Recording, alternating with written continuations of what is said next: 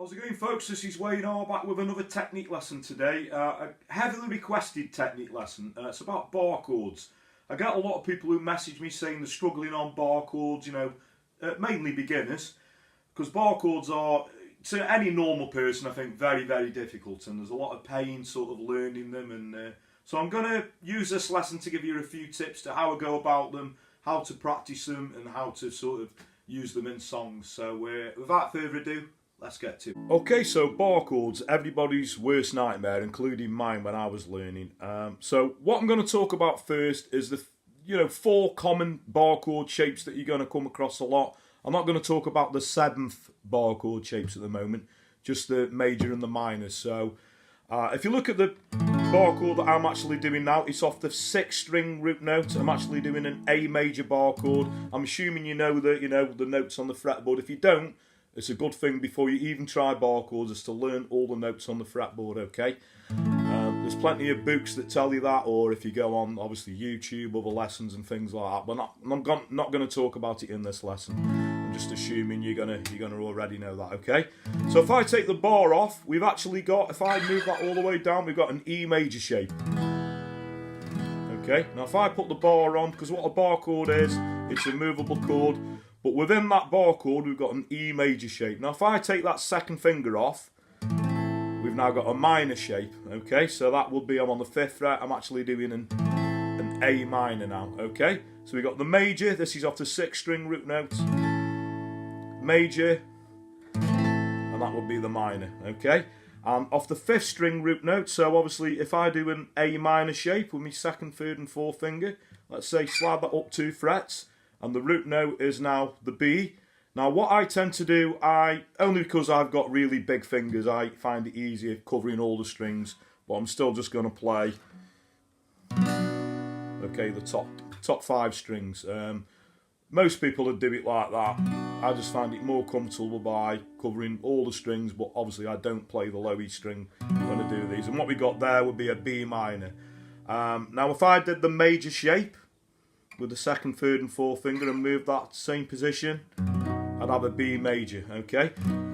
But as you start moving that further up the fretboard, if you look at the fretboard layout, the frets get closer, it's actually really hard doing it that way. So what a lot of people tend to do, me included, is take like a lazy A chord where you'd use the pad of your 3rd finger, that's covering the D, the G and the B string, but I'm trying to curl that up on the pad, so I'm leaving the top E string open, okay? And what we get then,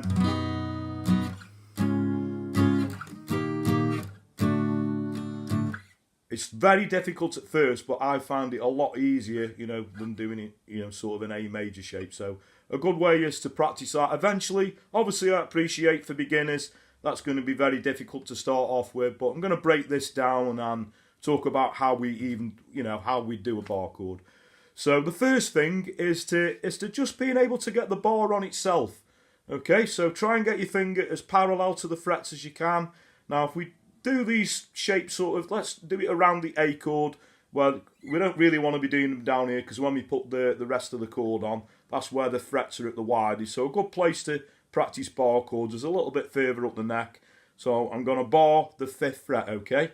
And a good thing to start off by practicing, because I appreciate bar chords are very painful, is just being able to get your finger down flat and being able to ring all the strings out, play all the strings one by one. Obviously to start off with you might get,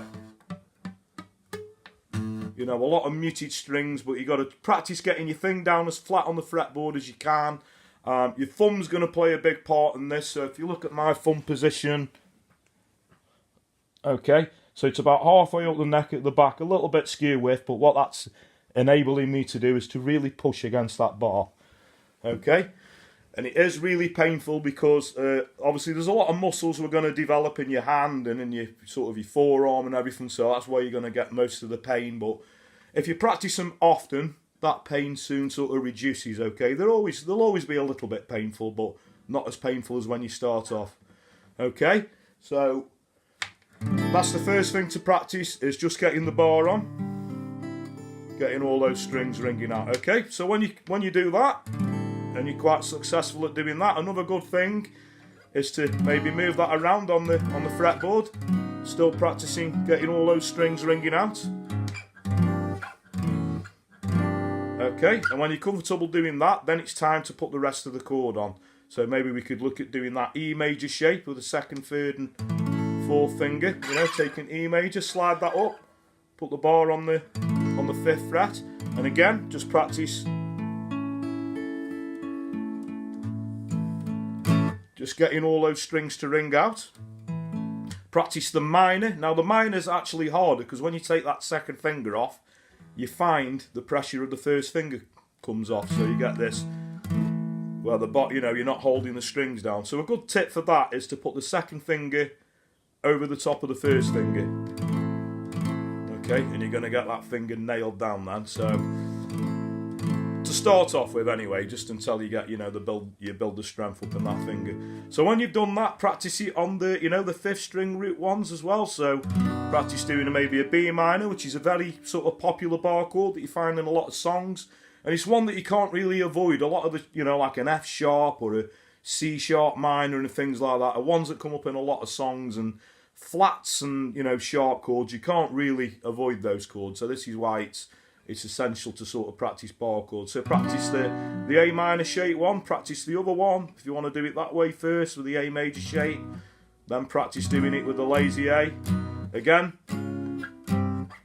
practice moving that around, okay?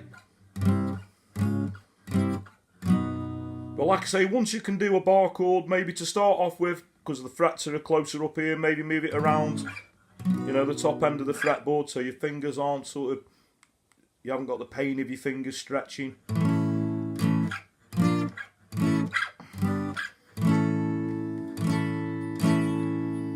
Okay, and then the next tip is to learn songs. There's loads of songs. It's good to take a song on with maybe just one bar chord in. Good songs, I find that my teacher used to teach me. There's loads of sort of Beatles songs.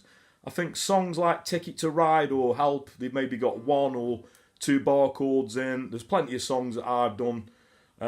If you want to go and check those out, I always talk about what if it's got bar chords in at the beginning of the song. But it's good to sort of play a song and use a bar chord. Okay, obviously.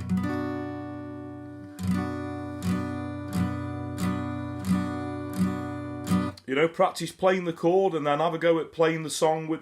Another good thing actually is to practice changing from open chords to bar chords. So if maybe a good one would be an A major to a B minor.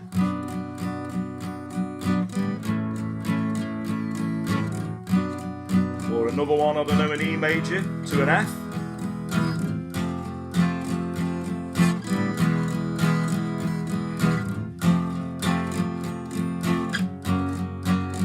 Or an F sharp to an E. Okay, so that's a good thing to do. Another thing is when you're starting out as well, is to practice.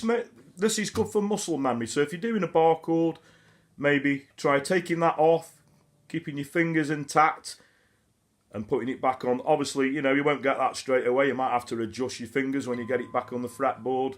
But practice doing the minor one, the major one, maybe the minor one with the 2 fingers. Just taking it off, putting it back on again, trying to keep your fingers. And this creates the muscle memory. So when you do get into your chord changes, you're creating that muscle memory, and you find that your fingers will pretty much go to the bar chord without you even thinking about it, because what we're doing, we're training our fingers. Okay, so that's a good one with muscle memory. Practice putting maybe the bar on and then the chord. Bar first and then the chord, which is the way that you want to do it really. Get the bar on and then the chord, do it the other way around. Chord on and then the bar. Okay. And that's going to be helpful for, creating muscle memory and everything. So that's pretty much it. So my best advice is just use them. Start using them in songs once you practice doing them a little bit. You're only going to get better by, even if if you're playing them in the songs and they sound a little bit where they're not quite coming through and they're muted, they're only going to get better by using them. So my biggest tip is to obviously learn them, learn the things that I've shown you to help you to get bar chords. But don't be scared of using them, you know. Don't avoid songs because it's got a bar chord, and take the song on even if it's not quite sounding right, and it's only going to get better. So I hope that was helpful, and that is pretty much it.